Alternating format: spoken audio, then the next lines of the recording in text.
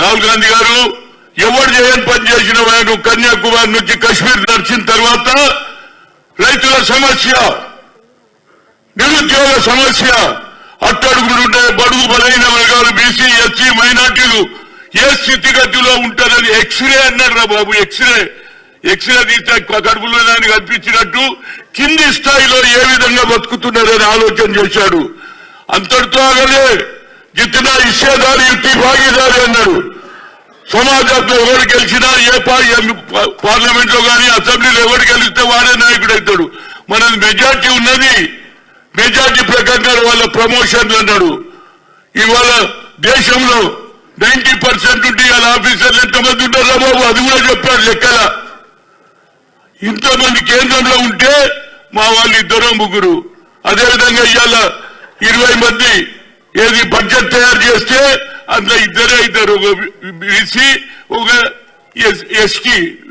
ఇంకా ముస్లింలు అయితే ఉండనే ఉండరు అలా లెక్కల. ఈ దేశంలో ఉండలేదు వాళ్ళు. ఈ దేశంలో వాళ్ళు కూడా వాళ్ళ సంఖ్య కూడా ఉన్నది. వాళ్లకు సరి అయిన 12 లక్షల కోట్లు ఉన్నారు. వాళ్ళు కూడా వాళ్ళకు న్యాయం చేయాలన్నా లేదా?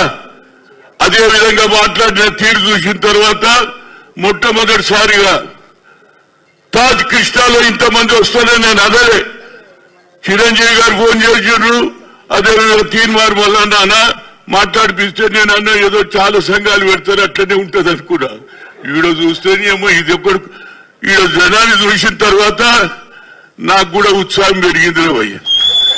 ఇన్ని రోజులు ఏంటంటే మా దాంట్లో ఒకడు ముందుకు పోతుంటే ఒకడు కాలు కూస్తాడే, ఒకడు ముందు ముదిరాజును ఎంకరేజ్ చేస్తే యాదవ్ను ఎంకరేజ్ చేస్తారు, యాదవ్ తప్పితే కుర్బాయినని చెప్తారు. మన దోడ్లో యూనిటీ లేదు.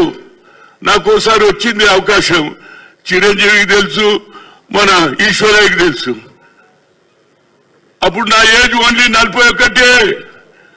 రాజీవ్ గాంధీ గారు అన్నారు హనుమంత్కు బనావ్ అని హెచ్కేఎల్ భగత్ పంపిస్తే అందరు కలిసి నువ్వు Hanumanthu age is very less, ఈ గాట్ లాట్ ఆఫ్ ఫ్యూచర్ అంటే రాజీవ్ గాంధీ నమ్మిండు.